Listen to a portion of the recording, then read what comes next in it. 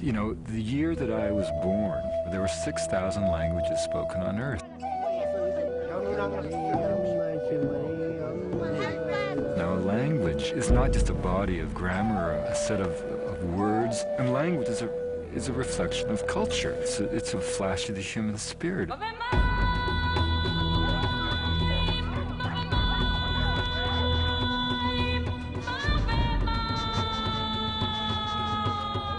And of the 6,000 languages spoken on Earth, fully half of them are being taught to children, which means that effectively, unless something changes, they're dead.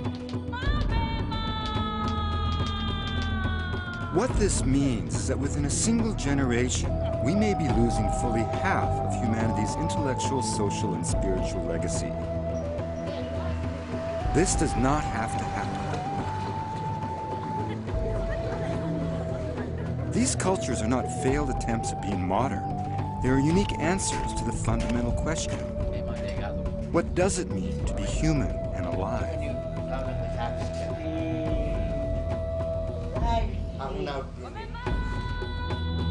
I've studied Buddhism as an anthropologist, but this is a personal journey. A journey that will lead me to the deepest lesson of Buddhist practice, behind a weathered little door in an ancient nunnery near the foot of Mount Everest, in the light at the edge of the world.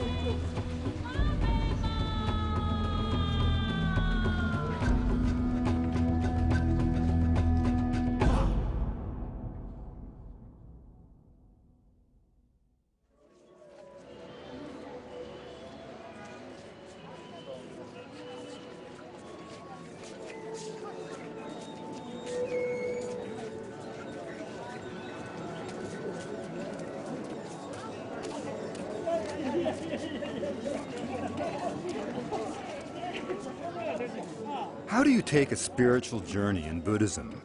Where do you begin? Who do you follow? The Buddha was a teacher who started this practice 2,500 years ago. In Sanskrit, Buddha means the awakened one. His teachings are known as the Dharma.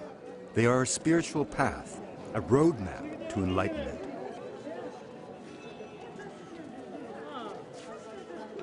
The Dharma is designed to lead us all out of samsara. Samsara is simply an objective observation that in this world that we live in, and who can deny it, we end up slaughtering children, raping mothers, dying of foul diseases, having accidents just on the eve of our weddings. I mean, whatever all this stuff is, the Buddha would say it's a realm of samsara, and the cause of it is suffering, but the great possibility revealed by the Buddha is that it can be transcended, that if ignorance is the foundation of suffering, ignorance can be relieved. But pursuing the Dharma doesn't just promise an end to suffering. It aims to eliminate the very causes of suffering through spiritual practice. A science of the mind that charts a roadmap to goodness, humility, and compassion.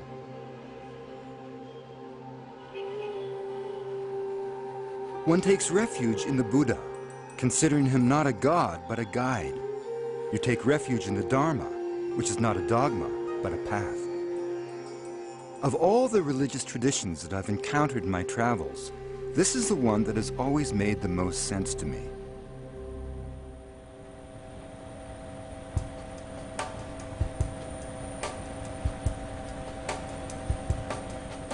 My path begins in an old Mi-17 helicopter, a shuddering Russian war relic.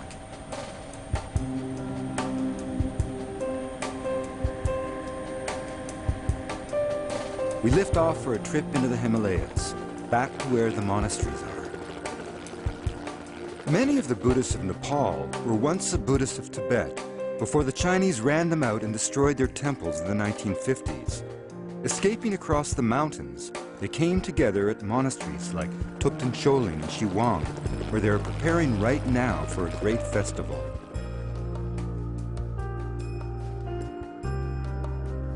As much as this is a trek into some of the most stunning country in the world, it is also for me an adventure into the mind.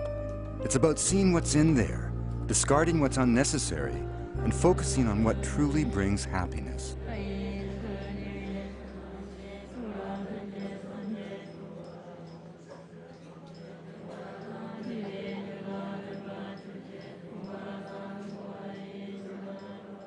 There is something about the inherent tolerance of Buddhism that is incredibly attractive. It's totally non-judgmental. There is no notion of sin. There is no notion of good and evil. There is only ignorance and suffering. And this is the most important thing. It places all emphasis on compassion. You know, you do not embrace negativity. It is a religion that does not demand some kind of act of blind faith. It does not demand that you buy into the dictates of a faith and then go out and persuade the rest of the world to think like you. It is simply a system of wisdom. It's a philosophy. It says, here is a path. Here is a set of contemplative practices that you can do. And that if you follow this, we have 2,500 years of empirical evidence, scientific evidence, by the very definition of what science is, that says if you follow this, you will achieve this transformation of the human heart. And that's why we use the concept Buddhist science of the mind, because the evidence of the efficacy of that practice is a serenity achieved by those who embrace it.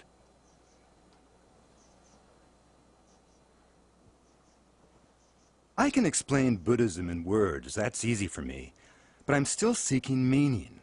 The path to enlightenment requires basic tools, and the first one is meditation. Real meditation is said to calm the mind. The common metaphor is that the mind is like a windy lake. The waves make it impossible to see the bottom. But by stilling the waves, the water, the vision, becomes clear. Okay. So for men's first left. Okay. Do you want me to take a Yeah, watch that's better. The first guide on my journey is a Tibetan doctor, Sherab Barma. Sherab's medical training took 7 arduous years. 1 year was devoted purely to meditation. Even today, he leaves his practice for a month each year to return to a cave and meditate. You relax. I need meditation. When Sherab does the pulse diagnosis, you know, this is, again, not a trivial, arcane exhibition. It's not sleight of hand. It's been, even by Western scientific terms, it's been recognized that the Tibetan pulse diagnosis can be extraordinarily precise. And the fascinating thing for me is that in bringing his intellectual, in a sense, medical attention to that challenge, at that moment of diagnosis, he's also bringing his entire meditative, attentive mind to that moment. Okay, please can I see your tongue? Within the Tibetan realm of medicine, Please, you can look my finger. there is no easy separation between the state of the mind, the state of the spirit, and the state of the body. They're all intricately entwined.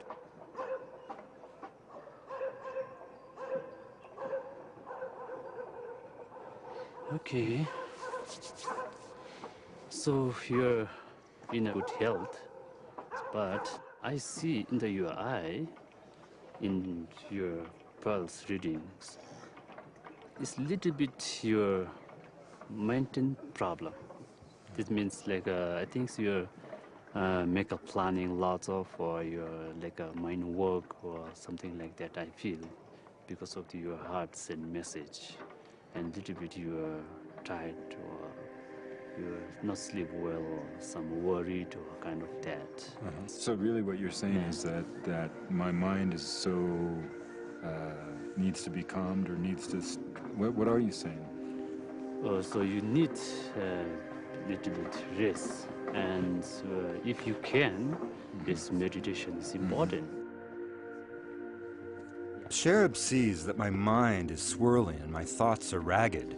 I need to find the stillness. This is a search for meaning, not for the next life, whatever that may be, but for this life, now.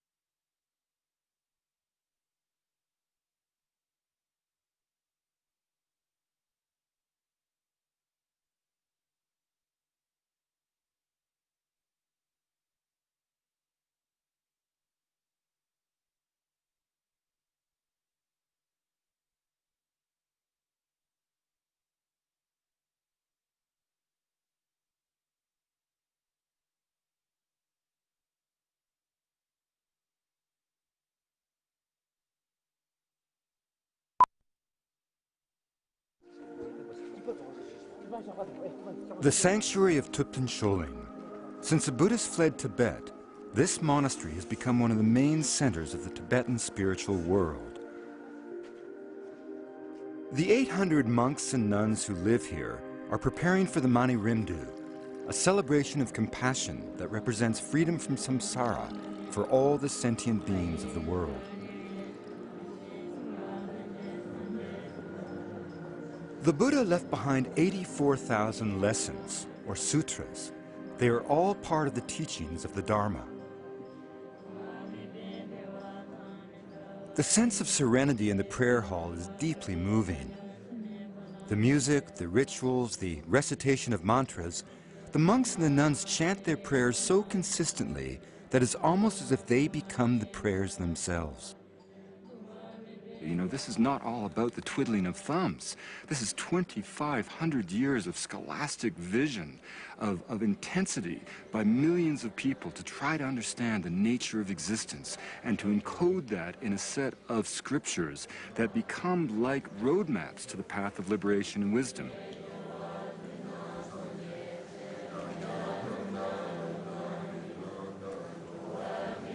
The scarves, or katas, that the monks and nuns throw forward represent the nature of karma, the principle of giving and receiving. They are both offerings and appeals to Trulsig Rinpoche, the abbot of Thupten Choling, a teacher of His Holiness, the Dalai Lama, and one of the most revered enlightened beings in the Buddhist world.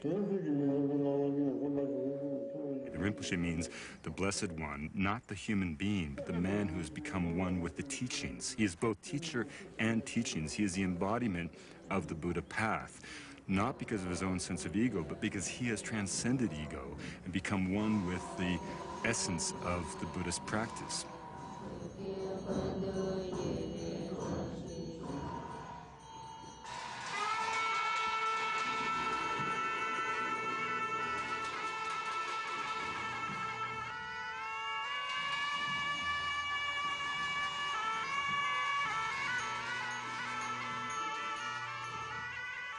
Thupten Choling has grown so much that they have had to build a new central temple and quarters for the additional monks and nuns.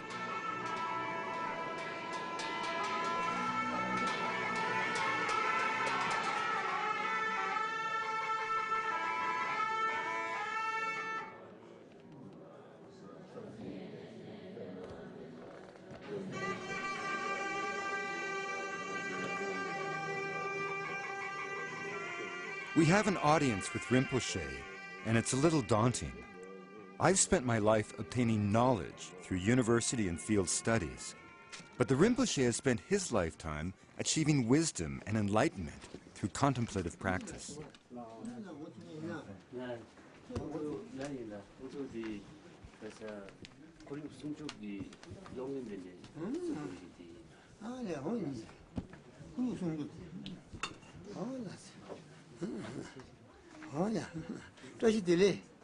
You know, the first time I was in the presence of Trulsig Rinpoche was 3 years ago when I visited Thupten Choling Monastery, and I was working on another project, and I had a whole list of specific questions that I was planning to ask him. When I came into this room with all these questions, I forgot all the questions and I started to cry. And tears came down the corners of my eyes. And, you know, coming from the background that I come from, you know, men don't cry, and they certainly don't cry easily. And these weren't sobs of the kind of tears you get when you're saddened by the death of a father. These were kind of tears of just spontaneous delight that were just pouring forth from my eyes. And all the questions that I had planned to ask him were simply evaporated. And I just felt this kind of charismatic presence. Now we come back to make a story of the essence of Buddhism, to try to bring that story to the West, and the science of the mind that is the Buddhist tradition.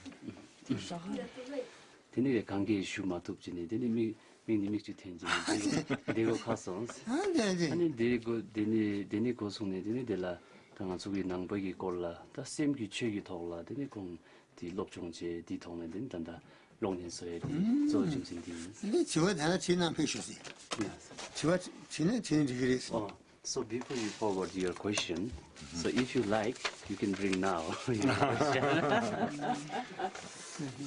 Well, our question now is just... Asking Trosik Rinpoche about Buddhism is a little like asking St. Peter about the Bible.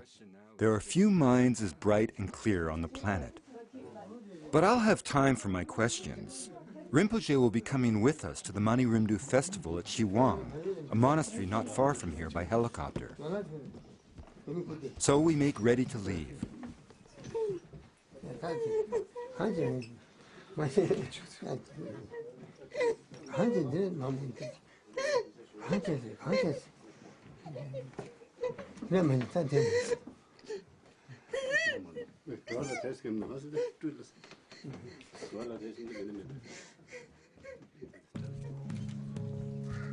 There are tens of thousands of people in this part of the world who would give their eye tooth to spend one moment in the presence of Trosik Rinpoche. And we were blessed by him.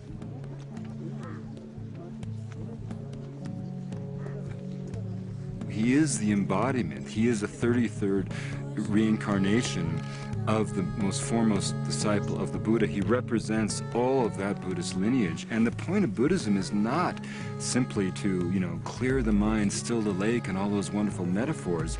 It's to embrace compassion. It's to be compassionate. Rinpoche is living proof that compassion can be achieved as a state of being, that contemplative practice will result in serenity and enlightenment. This is what we mean by a Buddhist science of the mind. It is the empirical pursuit of the truth. But the amazing thing for me is the realization that there really is a path that can lead to a transformation of the mind and spirit.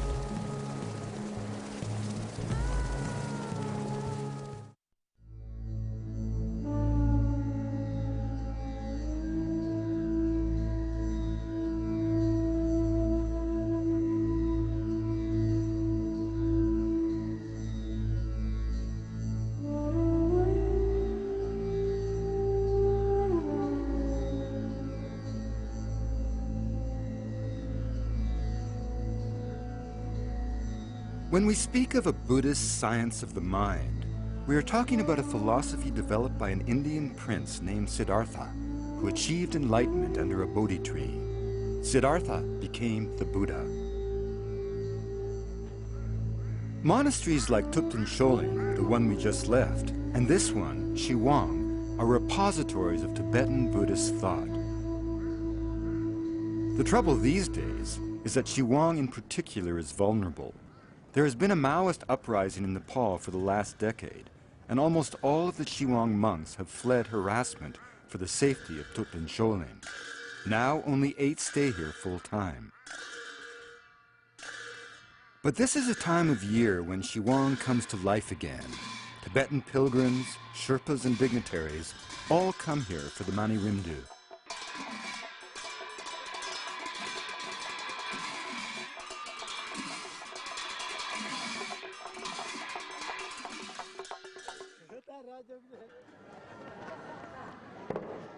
The Mani Rimdu is a ritual recreation that celebrates the arrival of Buddhism in Tibet from India.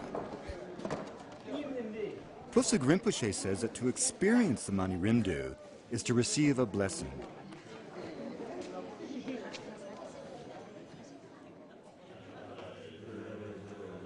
The prayers before the pageantry of the festival connect to the very essence of Buddhism. The fundamental idea is that everyone has the potential for inner transformation.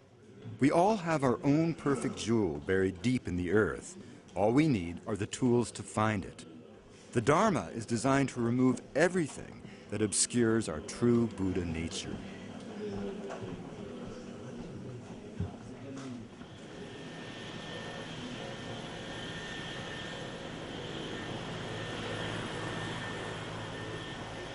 Mathieu Ricard arrives. I'm going to be looking to him as my 3rd spiritual guide on this journey.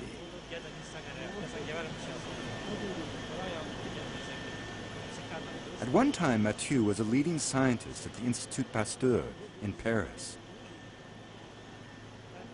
I mean, here was this man from a highly distinguished French family, his father a major literary critic, Mathieu himself a brilliant molecular biologist, clearly on his way to a great career in science, Western science, and at some point for him, it just wasn't enough, you know?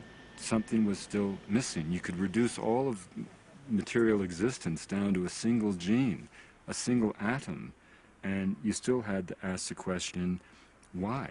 It's sort of becoming more and more difficult to understand. It is very sweet. It is very, very devoted to Rinpoche and Rinpoche. You see, we are ready to spend 15 years to go to education. Then we spend another number of years to train professionally. We spend a great amount of time, you know, jogging and doing gymnastics and going on this bicycle and rolling sort of things, and then to get healthy. And then we spend another amount of time, you know, taking care of our appearance, going to have some nice hairdo or whatever.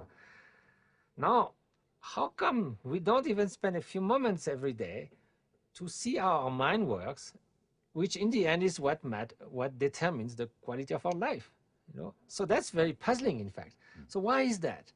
I think there's a kind of slight hesitation, you know, looking at our mind. That seems a bit weird. I met somebody, a young person in California, who told me, you know, I don't want to look within myself. I'm afraid of what I'm going to find there. I told that to Dalai Lama. He said, oh, that was more interesting than going to the movies. So much happening in your mind. You know, it's such a fascinating adventure.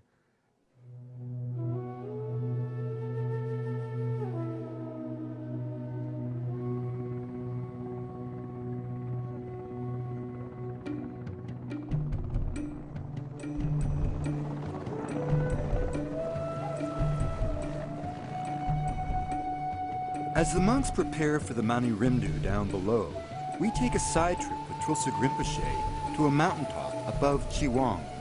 It's a place of deep spiritual meaning that he hasn't laid eyes on in nearly 40 years.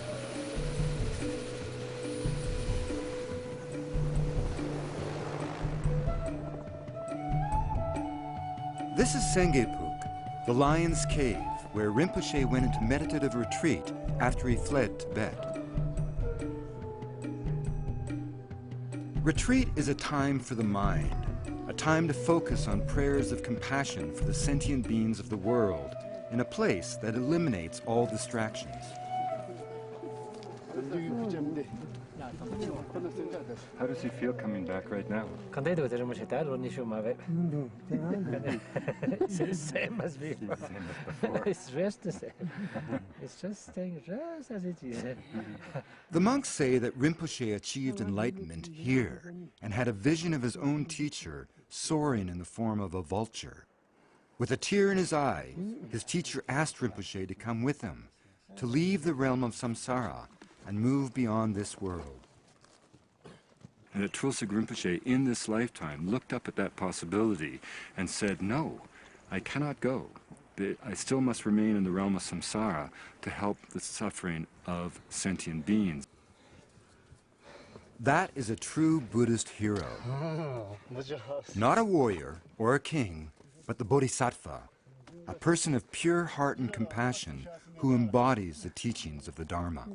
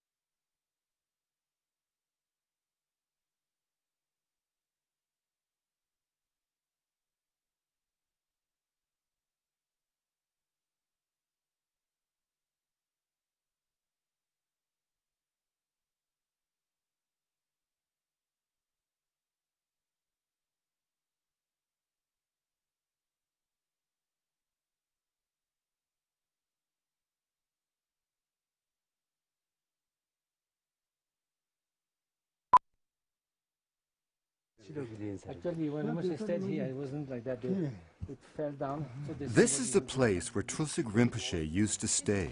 This one was In the sunshine, on his old patio, Rinpoche stuns me with an impromptu teaching of the Four Noble Truths, the very pillars of Buddhism. I've read about the Four Noble Truths. As an academic, I can recite them by heart. But that's not the same as receiving them from Rinpoche through the translation of someone like Mathieu Ricard. So the first, when first the Buddha gave the teachings after achieving enlightenment, the first teaching he gave was about the Four Noble Truths, which is actually recognizing the existence of suffering, acknowledging, and recognizing that suffering has a cause and condition that can be dispelled. The first noble truth, of course, is that all life is suffering. Now, suffering doesn't mean necessarily misery, and it's not a pessimistic or even a nihilistic observation. It was simply an objective assessment of reality, that life is suffering, that we all grow old. And the second noble truth was this idea that suffering itself is based on ignorance. By ignorance, he didn't mean stupidity, but by ignorance implying that the clinging to the illusion that the world and that existence itself had an intrinsic concrete reality, that everything was tangible, static, permanent. So now, in order to get rid of ignorance and the mental toxins and afflictions and obscurations, we need to rely upon someone who has more wisdom than we have, more understanding than we have. So hence the notion of a spiritual friend or a spiritual teacher who is showing us the path, who is indicating how we could go about removing the veils of ignorance. The third noble truth was the idea that suffering could be relieved through spiritual practice, that ignorance could be banished from the realm of perception, that you could actually find a solution to this human dilemma. And of course, the fourth noble truth was a delineation of a specific contemplative practice, a path of wisdom that promised, if followed, to allow you to transcend the realm of suffering.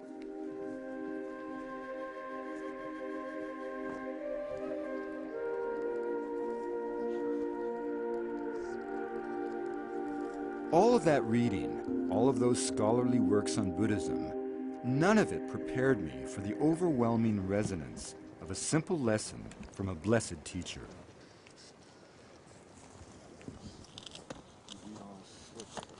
All those things, and then when you hear it from someone like that. Yes, of course. That's the obvious. So, otherwise, this is quite obvious the way people got lost in what they wish happiness, but they run towards suffering. Although we aspire to happiness, we got completely confused about the means to achieve genuine happiness. We mistake happiness and pleasure, happiness and intensity, happiness and so many things. We don't realize happiness is a way of being that comes from inner freedom, not just from trying to enjoy as many things as possible, because that's like running after a rainbow, hoping that we can wear it as a dress. No, it never works. They hope for happiness, but they got lost in the wrong means of achieving it. So that's the drama of sentient beings.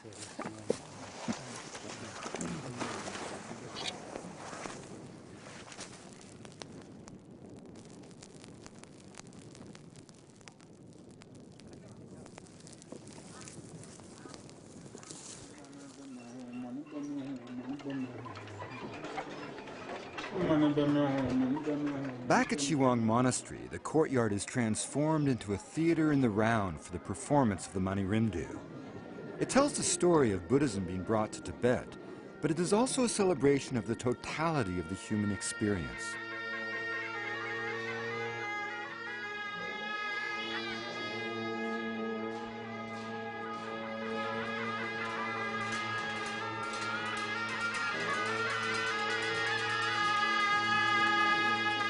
think of it as Shakespeare. Think of it as being in the Globe Theater. So it's a morality play written by a lama as a way of making manifest in a public way all the kind of forces of existence.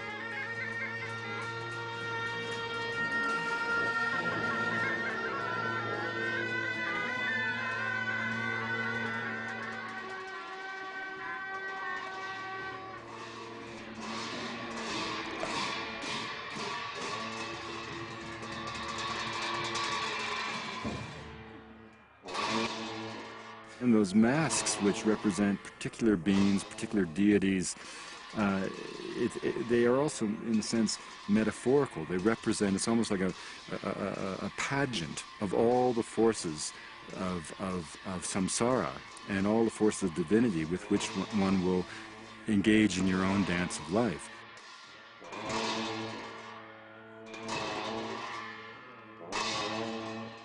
Symbols of good clash with demons, the positive with the negative. Every dance is a Buddhist teaching.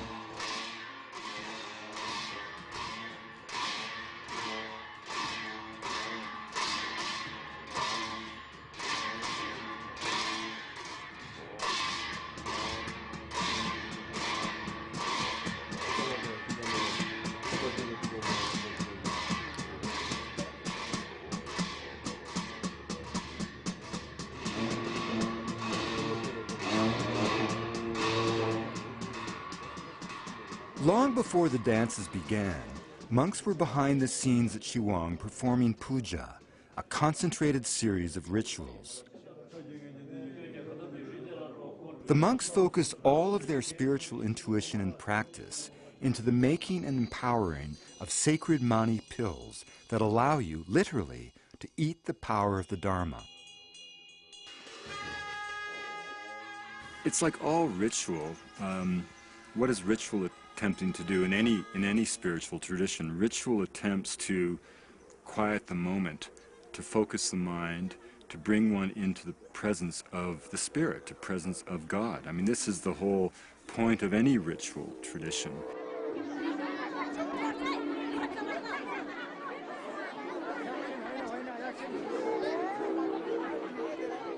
A gentle mob jostles to get near Tulsig Rinpoche, to receive his blessing and be given the mani pills of compassion. Much of this feels familiar to a Westerner. A blessing from a priest, the offering of the host, absolution from sin. But here there is no sin.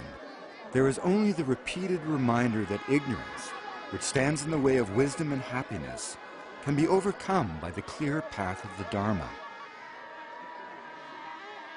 You know, in a sense, Buddhism is neither philosophy nor religion. It's strictly a path of wisdom.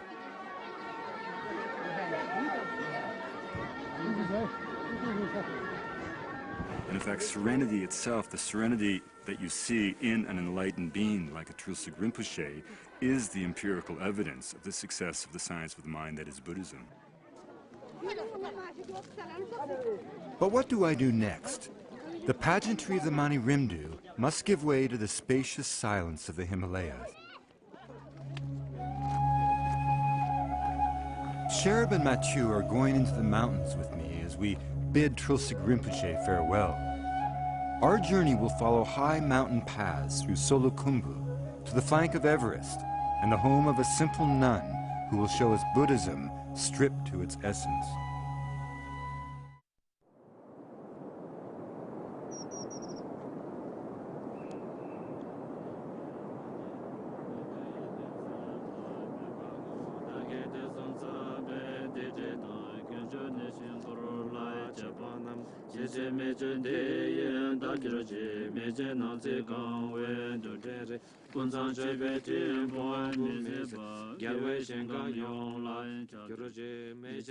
The most basic lesson in science class is to have a hypothesis before you conduct an experiment.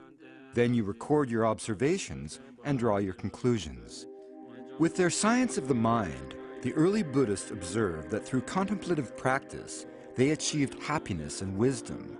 They drew the conclusion that the Dharma worked. 2,500 years later, Western scientists wired up the heads of Buddhist monks, including Mathieu Ricard, to see what happened inside the brain of an experienced meditator. Amazingly enough, the very structure of the brain changed. Western science revealed that the Dharma could literally transform the human being. For the monks, the experiments were fun, but not really necessary. They already knew what meditation did. They already had empirical evidence of lives changed by the Dharma, their own. So, you know, when we speak of meditation, in the West, people have quite exotic idea of sitting under a mango tree and sort of, you know, blissing out and having a good time for the rest of the day, like a relaxation thing. Or they often say, you know, when you meditate, you have to blank out all your mind from all thoughts, isn't it? So there's a real misunderstanding about what meditation means. For most of us, when we think of meditation, and many of us have tried it, you know, everybody from doctors to our churchmen tell us we should check it out. We shut our eyes, we try to stay still, and our minds are just exploding with stuff, you know. See. Well, the idea is, you know, usually when we think of calming down the mind and we become aware of what's going on in the mind, we say, wow, there's so many thoughts. There's more than ever. Actually, it's not that there's more than ever. You start to become aware of what's going on in your mind from morning till evening, this whirlpool of thoughts. Because your mind is like a spoiled brat. It's constantly moving here and there, thinking of ruminating the past, imagining the future, never in the present moment. So try to focus your mind. And we say it's like the butterfly. You know, the butterfly stays on the flower, then it sort of goes away for no reason, then comes back. So it's okay you will be distracted, but you should bring back your mind. And so meditation will help you to become the master of your mind. And master of the mind is not the absence of freedom. You know, sometimes people think that, oh, I'm going to control my mind. I'm sort of reducing my freedom. Take the example of the sailor at sea. What is the freedom? To let the boat drift wherever the currents and the wind blow? That's not freedom, that's drifting. Real freedom is to take the helm and navigate where you have chosen to go. That's freedom. So if you're in charge of your own mind, that's freedom.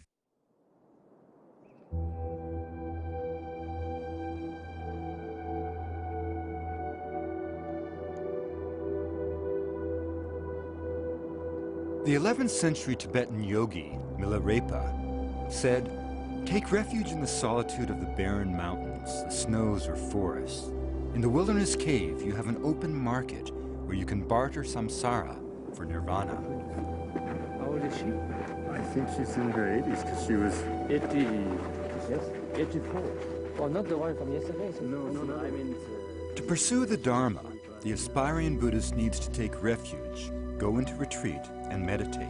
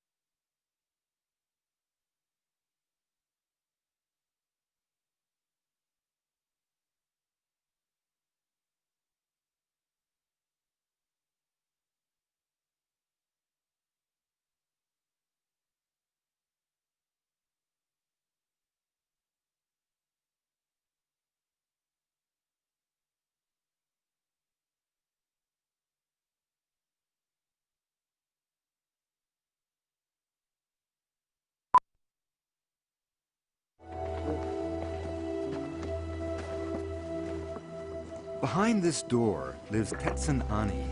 She is a nun who has been in solitary retreat for 45 years, never leaving the confines of this simple hut. She has distilled her entire religious practice to 3 simple mantras, prayers for the welfare of all sentient beings, recited again and again through every hour of her waking day.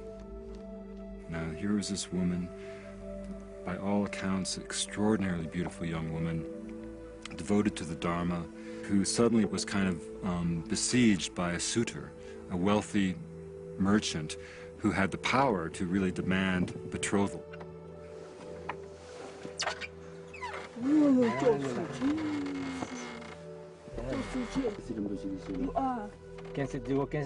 She escaped the suitor by climbing down through the hole of a cliffside latrine, then fleeing to a monastery.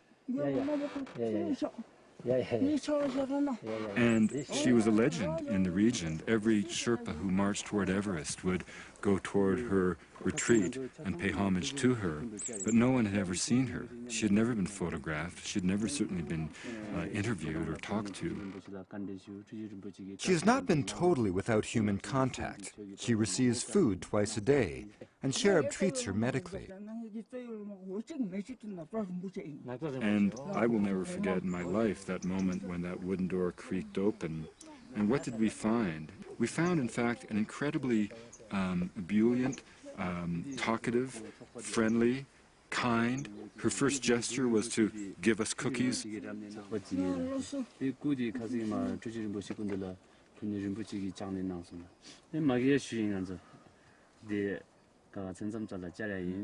what did she do? She went right into the Dharma. And she sort of said to Mathieu, you know, essentially, you know, it's great all that monastic stuff you guys do, and, you know, I respect it, and it's quite wonderful, but, you know, it really just comes down to a single mantra.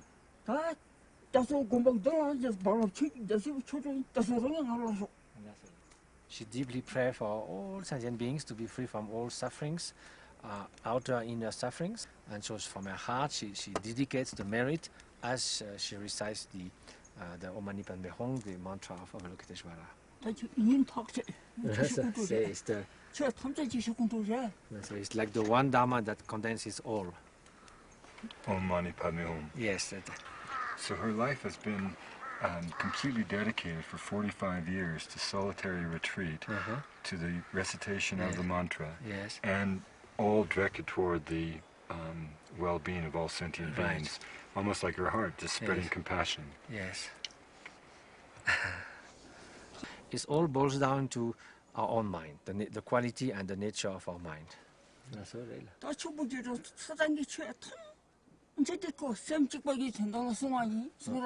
So all whatever the Buddha has taught, you know, all the many aspects of his teaching, they were all meant to understand the nature of mind. So the main thing is to give away all elaborate practice and simply remain in the Buddha nature, in the Buddha's mind, and that's all. And she said, if she survived, with her mind, she'll come to visit me sometimes. So I told her I'd prepare a nice cup of tea.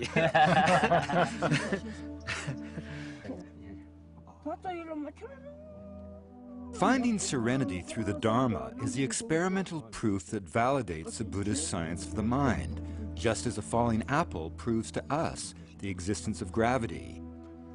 It may be hard to understand what this means, but it exists for the Tibetans.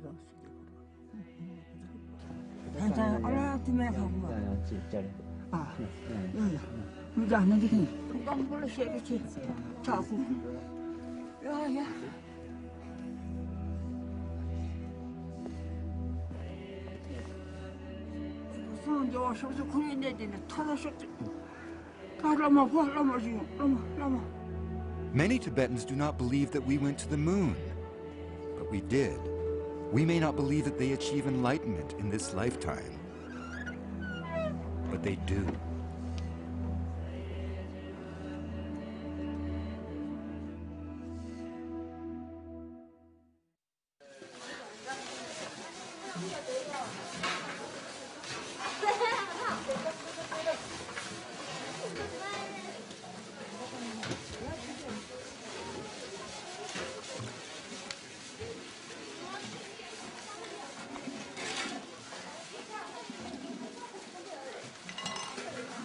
At the Thupten Choling Monastery, Tibetan doctor Shara Barma is in high demand.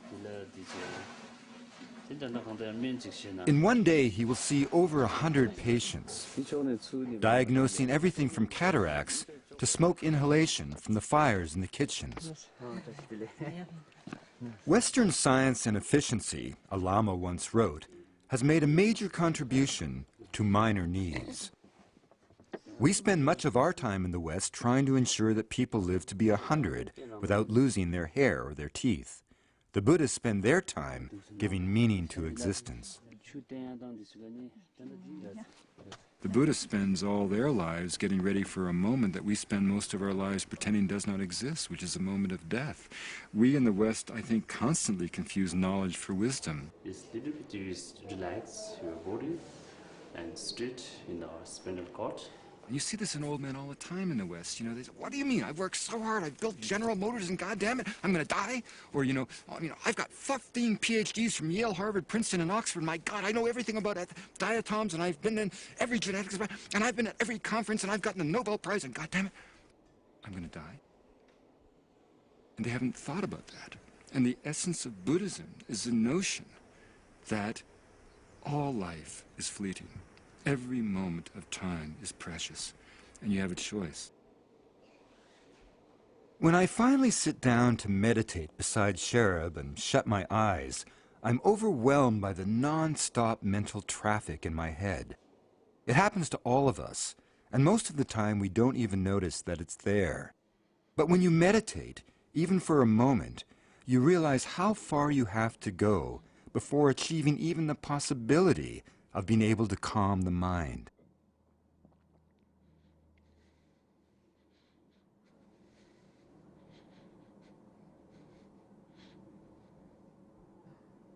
In that particular moment of meditation in that space, your thoughts move through your mind, and, the metaphor used always in Buddhism is that the mind is like a windy lake with the wind buffeting the waves and causing the water to be turbulent, and if you can somehow still the mind, you will clear the lake. And so as you go deeper into that kind of meditative state, sometimes just sort of raw emotions will just come up. Tears often come to the novice, for to meditate is to allow oneself, often for the first time, to be still. And to be still is to glimpse the true nature of things. Like so many of us in the West, I dwell too often in a whirlwind of frenetic activity, racing against time, defining success by measures of the material world, books, academic degrees, credentials of one sort or another. This, to the Buddhist, is the essence of ignorance. They remind us that all life grows old and dies, that all possessions decay. And they offer an alternative, a path of wisdom, long and difficult, but to me, irresistible.